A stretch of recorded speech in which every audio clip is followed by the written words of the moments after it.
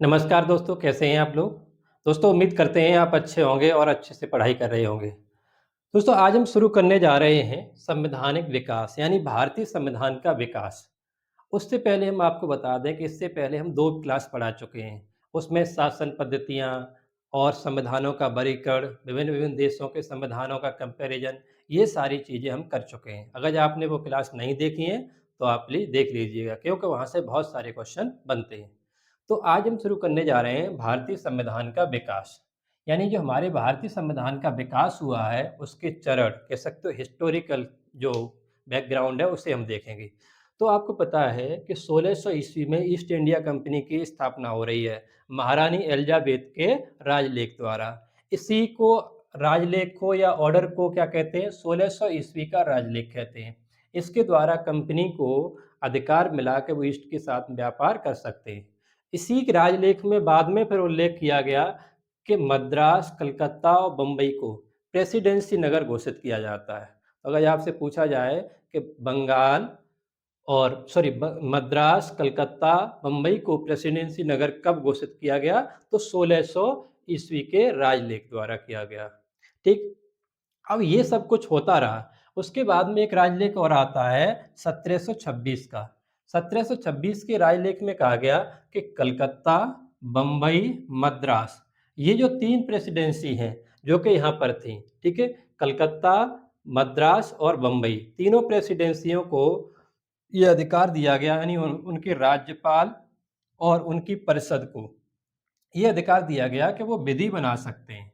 यानी इससे पहले विधि नहीं बना पा रहे थे। जो प्रेसिडेंसी थी, प्रेसिडेंसी का मतलब है कि जो व्यापार कर रहे थे, उनके जो किले होते थे, किले का मतलब होता है फैक्ट्री, ठीक है? वहाँ पर जो रहते थे वो लोग, ठीक? उसको उसे अधिकार दिया गया कब?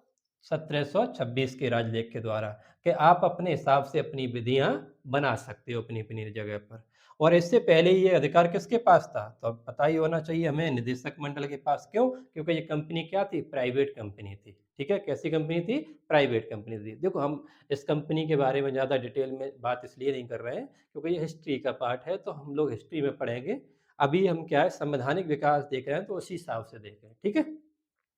तो ये अगर आपसे बोला जाए कि कलकत्ता, बम्बई और मद्रास प्रेसिडेंसी के राज्यपाल और उसकी परिषद को विधि बनाने की शक्ति कौन से राजलेख में दी गई? तो ये आता है 1726 का राजलेख। ठीक? अब बात आती है कि प्लासी का युद्ध हो रहा है 1757 का, उसके बाद में आपको पता है 1764 में बक्सर का युद्ध हो रहा है। अब बक्सर के युद्ध के बाद इलाहाबाद की 2 संधियाँ हुई थीं। इलाहाबाद की 2 संधियों में एक संधि हुई थी नवाब के साथ। ठीक? जो नवाब के साथ संधि हुई तो उसमें ये बात कही गई कि जो उड़ीसा है और क्या है? उड़ीसा, बंगाल और बिहार। उड़ीसा, बंगाल और बिहार। उड़ीसा, बंगाल और बिहार के राजस्व वसूलने के अधिकार कंपनी को दे दिए गए। यानी कह सकते हो वहाँ पर टैक्स का जो अधिकार था वो किसे दे दिया गया? कंपनी को दे दिया गया।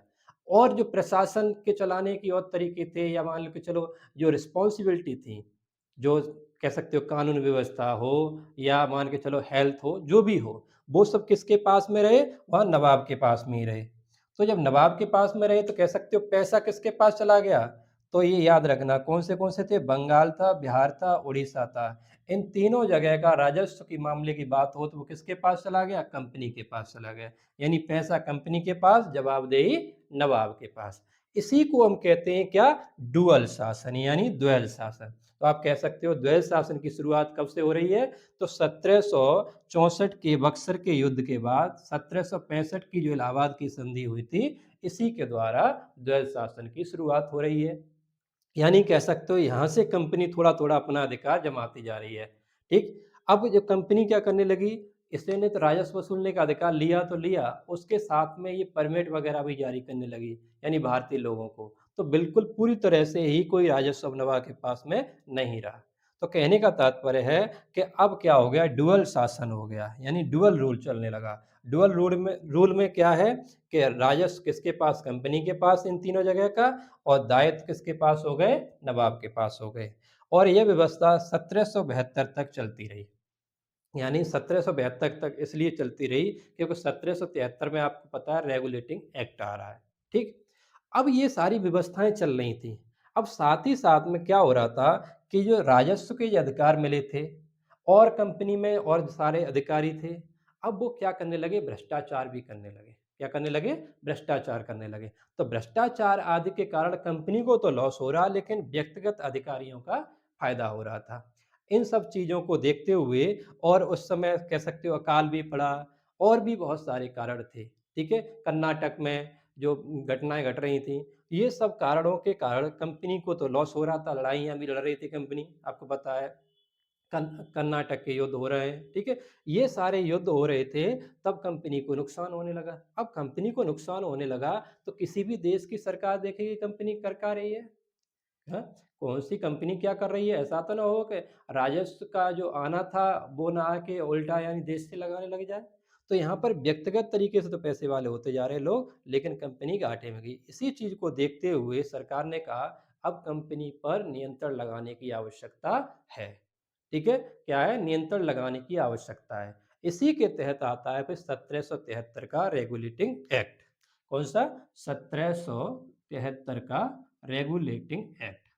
आप इसका स्क्रीनशॉट ले लीजिएगा, उसके बाद हम आगे पढ़ते हैं। तो दोस्तों ये जो अधिनियम है, हमने कौन से देखे? तो भारतीय संविधान का विकास कैसे? ईआईसी के अंतर्गत और ब्रिटिश क्राउन के अंतर्गत। तो ब्रिटिश क्राउन के अंतर्गत जब हुआ, तो वो कब से होगा 1858 से 1947 तक। ईस्ट इंडिया कंपनी की 1773 से 1853, अगर जो कहीं ऐसा आ जाए 1858 तो भी ये भी कोई गलत नहीं हो, क्योंकि 1858 तक शासन चला, 1858 में ये आया एक्ट, ठीक? तो इसमें कौन से एक्ट आए? 1773 का रेगुलेटिंग एक्ट, उसके बाद में 1784 का पिट्स इंडिया एक्ट, उसके बाद में आपको दिखाई दे रहा है कि 1786 का एक अधिनियम आया था, उसके बाद में 1793 का चार्टर एक्ट आया, फिर ये 20-20 वर्ष बाद आए, यानी 1863 का 1813 का चार्टर एक्ट, 1833 का चार्टर एक्ट और 1853 का चार्टर एक्ट। देन उसके बाद देखो ये क्रम से भी याद रखना, ये क्रम से ही क्वेश्चन बन जाते हैं, कब-कब आए ये। उसके बाद में आपको पता है स्वतंत्रता संग्राम हो रहा है 1857 का, उसके बाद में जो जब ज़्यादा बात हुई, यानी ज़्यादा बात बिगड़ गई, तब उसके बाद कंपनी से शासन हटा के फिर किसके अंतर्गत रख दिया? क्राउन के अधीन ला दिया। तो 1858 का जो भारत शासन अधिनियम आया, वो क्राउन के अधीन आया। सॉरी। 1861 भारत परिषद अधिनियम ये आ रहा है, उसके बाद में 1892 भारत परिषद अधिनियम आ रहा है, यानी 3 परिषद अधिनियम आए थे, आपको याद रखना है। और 1909 का भारत परिषद अधिनियम आ रहा है। उसके बाद में 1919 में भारत शासन अधिनियम आया, फिर 1935 में भारत शासन अधिनियम आया, फिर 1947 में भारतीय स्वतंत्रता अधिनियम आया। यानी ये जो अधिनियम आए, उन्हें हम क्या करते हैं, अब एक-एक करके पढ़ते हैं। तो चलिए आप लोग स्क्रीनशॉट ले लीजिएगा। चलिए अब देखते हैं रेगुलेटिंग एक्ट, यानी जो रेगुलेटिंग एक्ट आया 1773 का, उसमें क्या-क्या प्रावधान थे?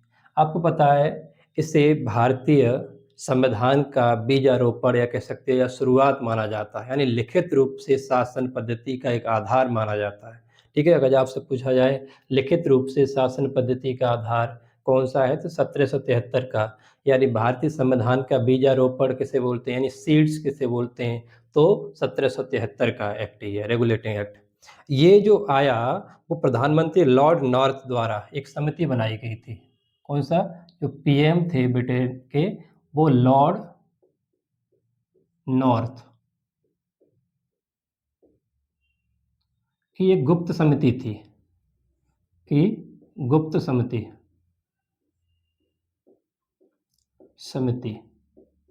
के आधार पर ये लाया गया था। क्यों? क्योंकि कंपनी में बहुत सारे भ्रष्टाचार हो रहे थे और उस समय अकाल भी पड़ा था। कर्नाटक आदि के युद्धों में कंपनी की हालत बुरी हो चुकी थी, यानी कंपनी घाटे में चल रही थी और कंपनी के लोग प्रॉफ़िट कमा रहे थे। वो इंडिविजुअल व्यापार कर रहे थे, यानी वो खुद में पैसा कमा रहे थे, लेकिन कंपनी को पैसा नहीं मिल रहा था। तो इसी सब स्थिति को देखते हुए ब्रिटिश सरकार ने 1773 के रेगुलेटिंग एक्ट के तहत ही कंपनी को रेगुलेट करना शुरू किया। तो नाम ही रेगुलेटिंग एक्ट है, यानी रेगुलेट करना, यानी कंट्रोल करना। तो कंट्रोल किसके द्वारा की गई? रेगुलेटिंग एक्ट के द्वारा। ये जो लाया गया, वो किस प्रधानमंत्री की? जो लॉर्ड नॉर्थ थे, उनकी गुप्त समिति के आधार पर ये लाया गया था। ठीक है? अब इसमें था क्या? इसमें पहली बार कहा गया कि भारत में एक केंद्रीय प्रशासन की नींव रखी जाएगी। क्यों? क्योंकि एक परिषद बनाई जाएगी, परिषद फिर काम करेगी और वही सारे शासन करेगी। तो हम देखते हैं क्या-क्या प्रावधान थे। इसके तहत भारत में केंद्रीय प्रशासन की नींव रखी गई, ये देख लिया हमने। इसके द्वारा बंगाल के गवर्नर को बंगाल का गवर्नर जनरल बोला जाने लगा। क्या बोला जाने लगा? कई बार पूछा गया है, बंगाल का गवर्नर जनरल किस अधिनियम के द्वारा बना? तो बंगाल का गवर्नर जनरल, ध्यान रखना, भारत का नहीं है अभी भी, ये बंगाल का है। तो बंगाल का गवर्नर जनरल जो बना पहला, वो कौन था? लॉर्ड बोरिंग हेस्टिंग था। और ये पहला, और अगर आपसे पूछा जाए बंगाल का अंतिम गवर्नर, तब भी यही हो जाएगा, लॉर्ड बोरिंग हेस्टिंग। ठीक। तो अब अगर आपसे पूछा जाए कि वो बंगाल का गवर्नर जनरल कब नाम दिया गया पद, तो 1773 के रेगुलेटिंग एक्ट के तहत।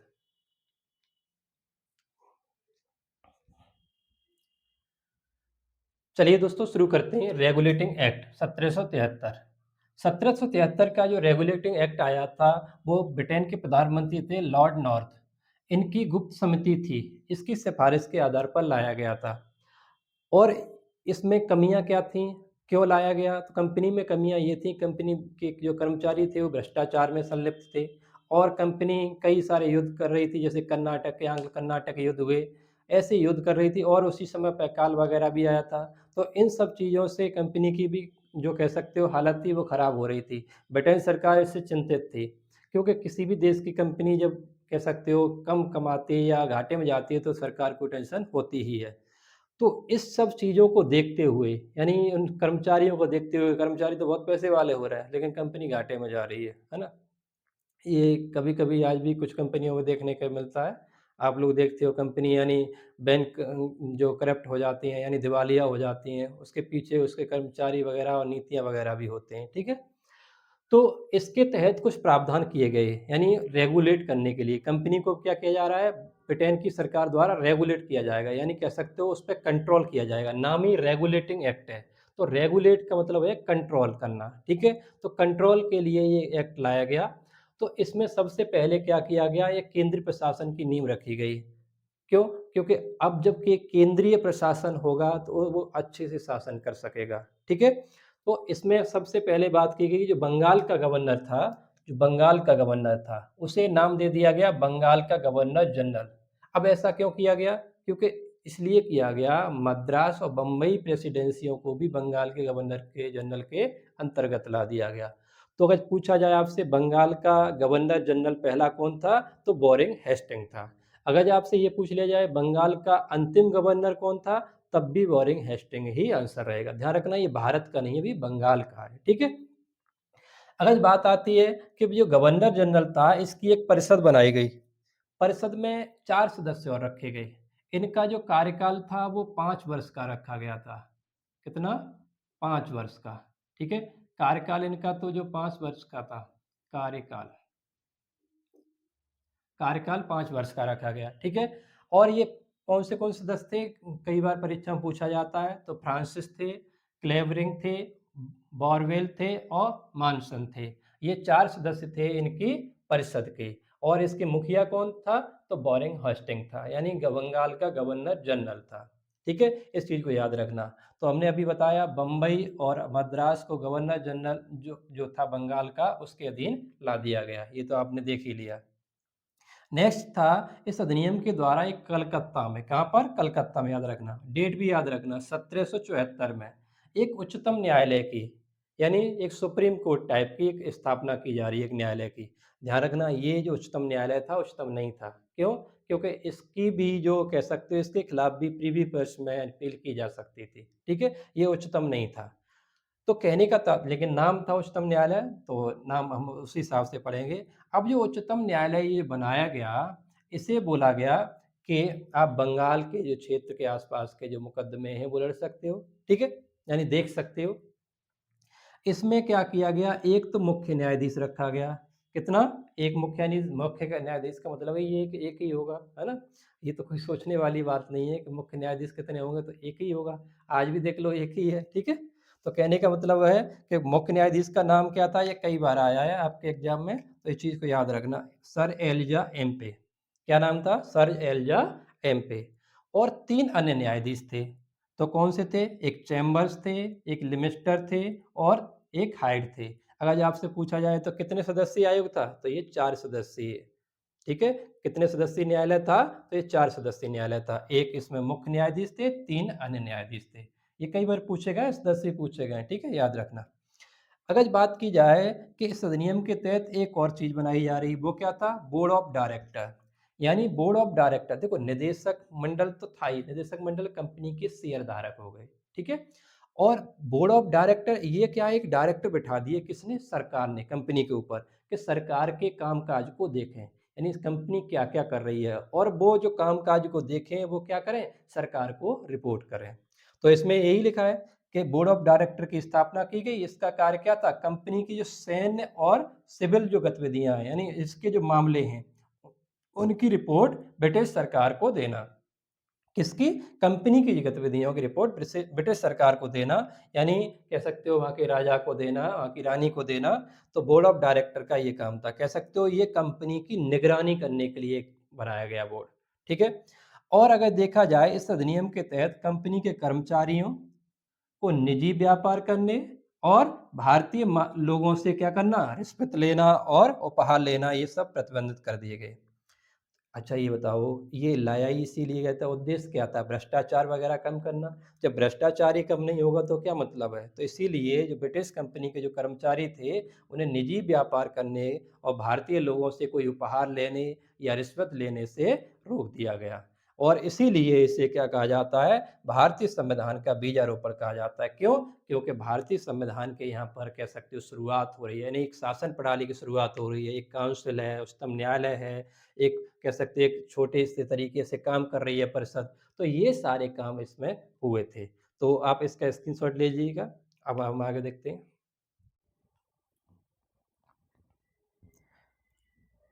नेक्स्ट देखते हैं 1781 का संशोधन अधिनियम। 1781 का संशोधन अधिनियम, यानी इसे एक्ट ऑफ सेटलमेंट के नाम से भी जाना जाता है। इसमें हुआ क्या कि 1773 का जो एक्ट था, उसमें संशोधन करने की बात की गई, यानी उसमें कुछ खामियां थी, उनको सही करने की बात। अब खामियां किसके हिसाब से होंगी? यानी कंपनी के हिसाब से। जो कंपनी के हिसाब से जो खामियां थी, उनको ठीक करने की बात की गई। अब इसमें क्या ठीक करने की बात की गई? जैसे गवर्नर जनरल था, गवर्नर जनरल और उसकी काउंसिल जो थी, उसे क्या कर दिया गया? जो काउंसिल और गवर्नर जनरल, उसको उच्चतम न्यायालय जो बना था, जो 4 सदस्यीय उच्चतम न्यायालय बना था, उससे बाहर कर दिया गया। यानी अब जो उच्चतम न्यायालय है, वो गवर्नर जनरल के क्षेत्र में या उसकी परिषद के क्षेत्र में कोई निर्णय नहीं दे सकेगा, यानी उनके बारे में कोई मामला नहीं सुन सकेगा। कह सकते हो गवर्नर जनरल इसमें सुप्रीम बना दे। दूसरा बात हुई कि राजस्व संबंधी मामला या राजस्व वसूलने संबंधी मामले, जो भी मामले हों राजस्व के, उनमें भी ये उच्चतम न्यायालय कुछ नहीं करेगा, यानी कोई मामला नहीं सुन सकता है। सिंपल सिंपल सी बातें हैं, इसको याद रखना है। और इसमें कहा गया ये प्रांतीय मामले हैं, यानी प्रांतीय मामले कौन से? जैसे मद्रास था, बम्बई था, वहाँ से जो मामले आएंगे वो क्या होंगे? अब उच्चतम न्यायालय में न जाकर कहाँ पर जाएंगे? जनरल, जो गवर्नर जनरल इन काउंसिल थी, उसमें जाएंगे। किस में जाएंगे? गवर्नर जनरल इन काउंसिल की दायरे में रहेंगे। यानी कह सकते हो अब ये क्या कर दिए? उच्चतम न्यायालय से बाहर कर दिए गए। अब उच्चतम न्यायालय का कह सकते हो क्षेत्र घटाया गया। इसमें कुछ भी नहीं था, सिर्फ एक ही बात थी कि उच्चतम न्यायालय का कैसे भी करके क्षेत्र घटाना है। क्यों? क्योंकि इससे क्या हो रहा था, उस कंपनी के हित प्रभावित हो रहे थे। कह सकते हो कंपनी खुल के काम नहीं कर पा रही, कंपनी के पास मामले जाने लगे। अब कंपनी परेशान, जब कंपनी परेशान हुई तो उसने अपना चेंजिंग करवा लिया कि वो कंपनी सर्वे सर्वा थी। तो उसने कहा ये कौन सा तरीका है भाई, कंपनी को परेशान कर रहे हो आप लोग, है ना? तो ब्रिटिश गवर्नमेंट से ये क्या करवा लिया? चेंज करवा लिया। इसमें जो एक प्रावधान ये था, कलकत्ता जो था, कलकत्ता के सभी निवासियों को अब क्या ला दिया? उच्चतम न्यायालय के दायरे में ला दिया। और कहा गया कि जो हिंदू हैं उनको हिंदू लॉ के हिसाब से, और मुस्लिम हैं उनको मुस्लिम लॉ के हिसाब से कानून सुलझाने की या कानून सुनवाई करवाने का अधिकार मिल गया। यानी कह सकते हो हिंदुओं को और मुस्लिमों को अपने मामले अपने निजी कानूनों के हिसाब से, यानी धार्मिक कानूनों के हिसाब से सुलझाने के लिए इसमें प्रावधान किया गया। तो कह सकते हो इसका सिर्फ और सिर्फ एक्ट ऑफ सेटलमेंट का काम ये था कि उच्चतम न्यायालय की शक्तियां कम थीं और जो गवर्नर जनरल की काउंसिल थी उसकी शक्तियाँ बढ़ाईं और इसमें कलकत्ता के जो निवासी थे, इसको ज़रूर याद रखना, कलकत्ता के जो निवासी थे उनको सबको उच्चतम न्यायालय के क्षेत्र में ला दिया गया और कहा गया कि हिंदुओं और मुस्लिमों को अपने-अपने निजी कानूनों के हिसाब से मामले सुनवाने का अधिकार होगा। तो ये बात कभी भी पूछी जाए कि हिंदुओं और मुस्लिमों के अपने-अपने निजी कानूनों के हिसाब से मामले सुलझाने की बात कब की गई? तो यो की गई एक्ट ऑफ सेटलमेंट कब? 1781 को। आप लोग इसका स्क्रीनशॉट लीजिए जल्दी। चलिए नेक्स्ट देखते हैं हम Pitt's India act. Pitt's India act 1784 में आया था, हमें ये पता होना चाहिए। अब हमें ये पता होना चाहिए कि ये लाया क्यों गया था, क्योंकि हमें जब कारण पता होंगे तो हम उसके प्रावधानों को भी सही से देख सकेंगे। तो दोस्तों ये लाया इसलिए गया था क्योंकि कंपनी में अभी भी अच्छी तरह से सब कुछ नहीं हो रहा था, यानी भ्रष्टाचार वगैरह ठीक-ठाक था और उसके बाद में कंपनी का जो कह सकते हो कंट्रोल इतना अच्छा नहीं था पार्लियामेंट का, यानी वहाँ की सरकार का। तो इसीलिए वहाँ की पार्लियामेंट ने सोचा क्यों ना कंपनी पर एक नियंत्रण स्थापित किया जाए, तो इसी नियंत्रण को स्थापित करने के लिए पिट्स इंडिया एक्ट 1784 में लाया गया। अब ये ब्रिटिश संसद द्वारा लाया गया, तो इसमें बोला गया कि ऐसा व्यापारिक कार्यों को हम अलग करते हैं और राजनीतिक कार्यों को कंपनी के को अलग करते हैं। अब यही विभाजन अगर जो देखा जाए क्या हो रहा है व्यापारिक कार्यों का काम करने के लिए किसे बोला गया? तो ये निदेशक मंडल को बोला गया यानी बोर्ड ऑफ डायरेक्टर्स को। अब बोर्ड ऑफ डायरेक्टर किसके प्रति उत्तरदायी थे? कंपनी के निदेशकों के प्रति। अगर देखा जाए राजनीतिक गतिविधियाँ, तो राजनीतिक गतिविधियाँ किस में क्या हुआ? एक नियंत्रक मंडल बनाया गया, यानी नियंत्रक मंडल या नियंत्रक बोर्ड बनाया गया। अब इसे बोला गया कि बोर्ड ऑफ कंट्रोलर और ये किसके प्रति उत्तरदायी था? तो ये राजा के प्रति उत्तरदायी था। कहने का तात्पर्य ये है कि कंपनी के राजनैतिक और व्यापारिक कार्यों को अलग-अलग कर दिया गया। इसमें राजनैतिक जो बोर्ड था वो क्या था? नियंत्रक मंडल यानी बोर्ड ऑफ कंट्रोलर था और जो व्यापारिक था वो निदेशक मंडल था यानी बोर्ड ऑफ डायरेक्टर्स था। अब अगर बात की जाए, अगर आपसे पूछ लिया जाए कि कंपनी में ध्यान रखना कंपनी की बात कर रहे हैं हम, ठीक है? कंपनी में द्वैध शासन कब से शुरू हुआ? तो वो कब से हो रहा है? पिट्स इंडिया एक्ट से। क्यों? क्योंकि इसमें दोनों को अलग-अलग शक्तियाँ दे दी गई हैं, यानी द्वैध शासन। अगर आपसे बोला जाए द्वैध शासन के जन्मदाता किसे बोलते हैं? तो लियोनेल कार्टेस को बोलते हैं। इनकी एक बुक थी डायर की, उसमें उन्होंने ये सिद्धांत दिया था। तो अगर आपसे पूछा जाए कि पिट्स इंडिया एक्ट क्यों लाया गया? तो शक्तियों का विभाजन करने के लिए कंपनी में। ध्यान रखना द्वैध शासन अगर बंगाल में पूछे तो बक्सर के युद्ध के बाद में था। क्योंकि आपको पता है 1765 में जब इलाहाबाद की संधि हो रही है उसके बाद में द्वैध शासन लग गया था, ठीक है? तो वो अलग चीज़ है, हम बता रहे हैं अभी कंपनी में, ठीक है?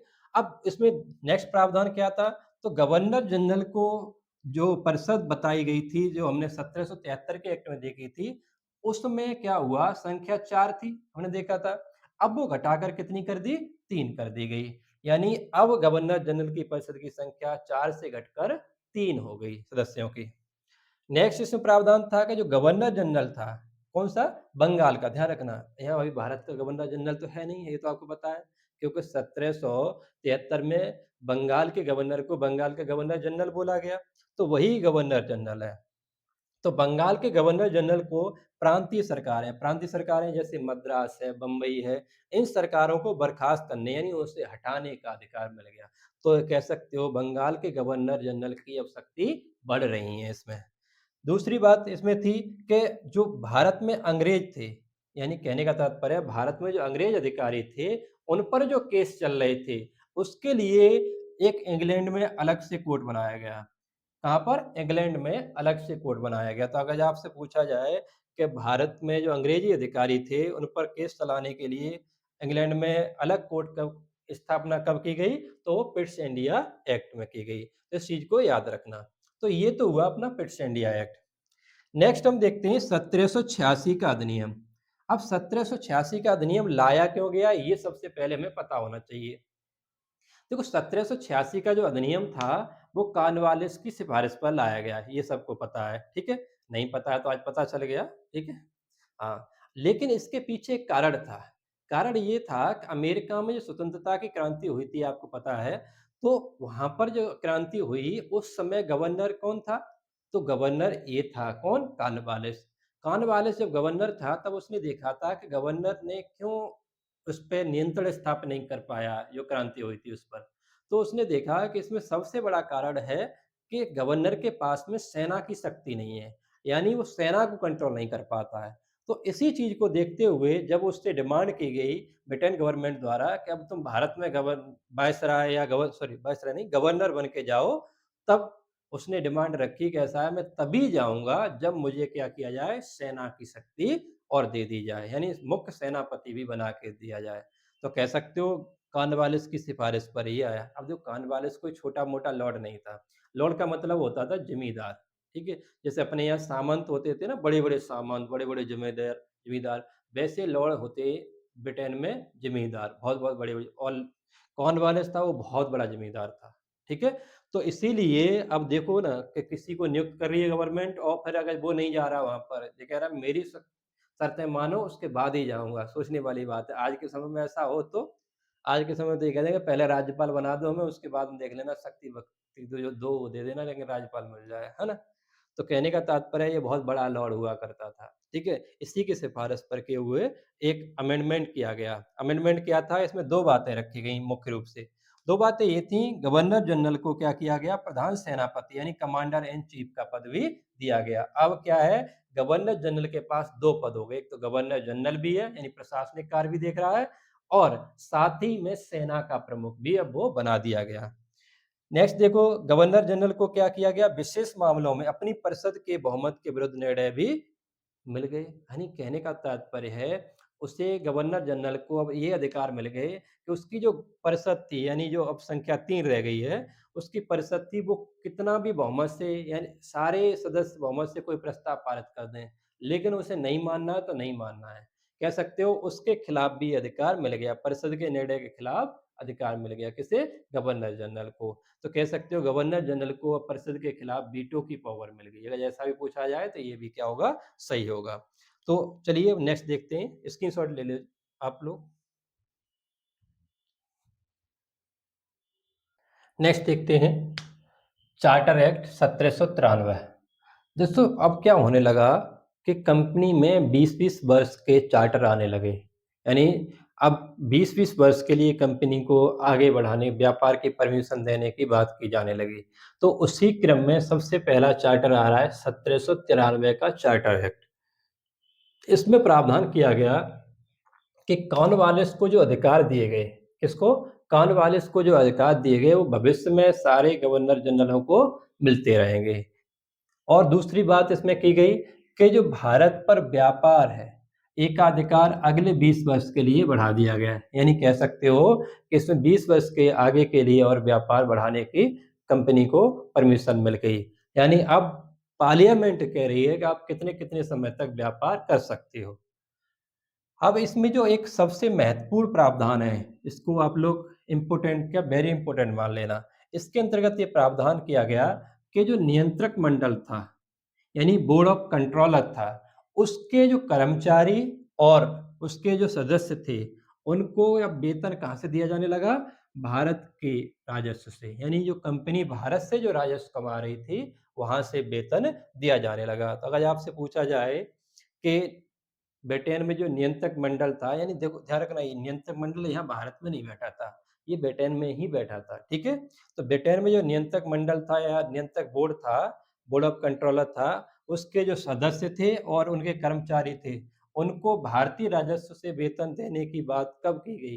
तो वो कब की जा रही है? तो वो 1793 के चार्टर एक्ट में की जा रही है। यही 3 इसके मुख्य मुख्य पॉइंट हैं। अब नेक्स्ट देखेंगे हम 1813 का चार्टर एक्ट। आप लोग इसका स्क्रीनशॉट ले लो।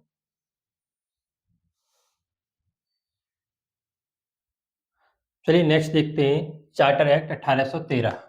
जो चार्टर एक्ट 1813 आया, वो आपको पता है 1793 के चार्टर एक्ट के 20 वर्ष बाद आया, क्योंकि उसमें कहा गया था 20 वर्ष बाद अब कोई नियम आएगा, यानी 20 वर्ष तक के लिए कंपनी को अधिकार दे रखा था व्यापार के लिए। तो अब क्या हो रहा है कि 20 वर्ष बाद यानी 1813 में चार्टर एक्ट आ रहा है। अब इसमें प्रावधान किया गया कि कंपनी का जो व्यापारिक एकाधिकार था, क्या है? जो मोनोपोली थी ट्रेड को लेकर, तो ट्रेड मोनोपोली को खत्म किया गया। यानी ट्रेड मोनोपोली को समाप्त कर दिया गया, जो व्यापारिक एकाधिकार का समापन किया गया, लेकिन इसमें फिर भी 2 चीज़ों की मोनोपोली अभी भी कंपनी की बनी रही। वो कौन सी मोनोपोली थी? तो वो चाय का व्यापार और चीन के साथ व्यापार। यानी कहने का तात्पर्य ये है कि अब कंपनी के पास में सिर्फ 2 ही तरह की मोनोपोली रह गई।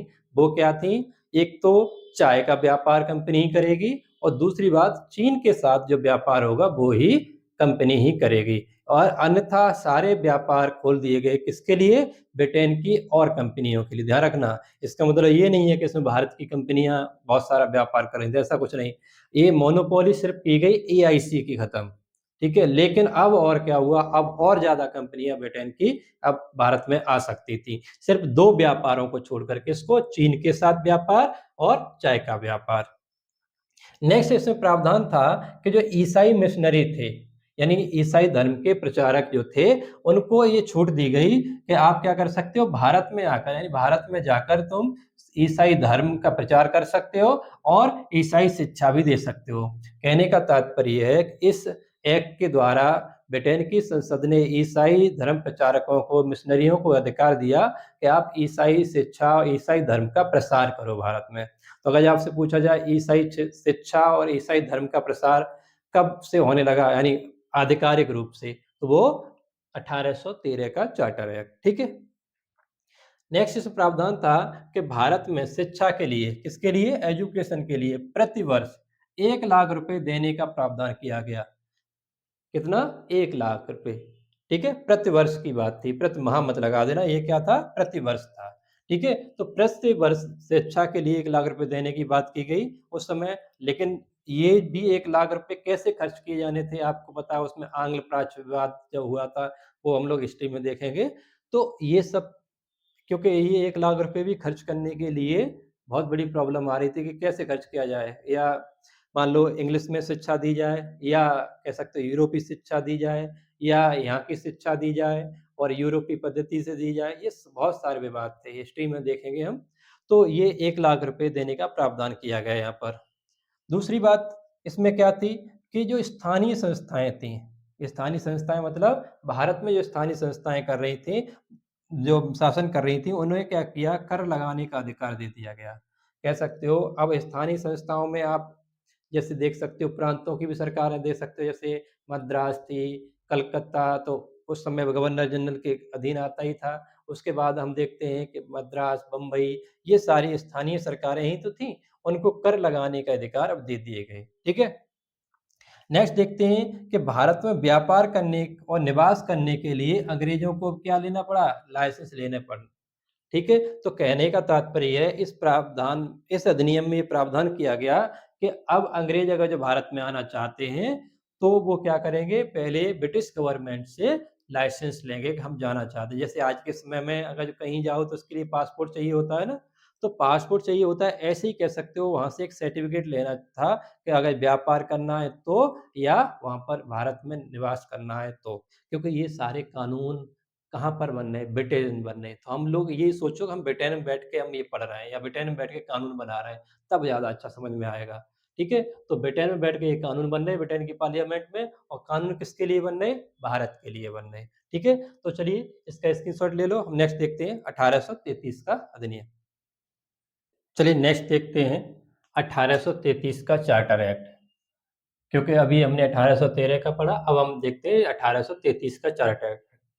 अब इसमें क्या किया गया कि अभी जो 1813 में चार्टर एक्ट में चाय का व्यापार और चीन के साथ व्यापार की जो मोनोपोली रखी गई थी, यानी एकाधिकार रखा गया कंपनी का, वो भी खत्म कर दिया गया। यानी अब कह सकते हो पूर्ण तरह से एकाधिकार समाप्त कर दिया गया। कंपनी का अब कोई व्यापारिक एकाधिकार नहीं रहा। अब क्या हुआ? अब कंपनी सिर्फ और सिर्फ राजनीतिक एक काम करने के लिए कंपनी रह गई। यानी ब्रिटेन की सरकार के अंडर में अब क्या करेगी? सिर्फ और सिर्फ राजनीतिक काम करेगी। अब व्यापारिक काम के लिए कंपनियों को, औरों के लिए भी रास्ते खोल दिए गए।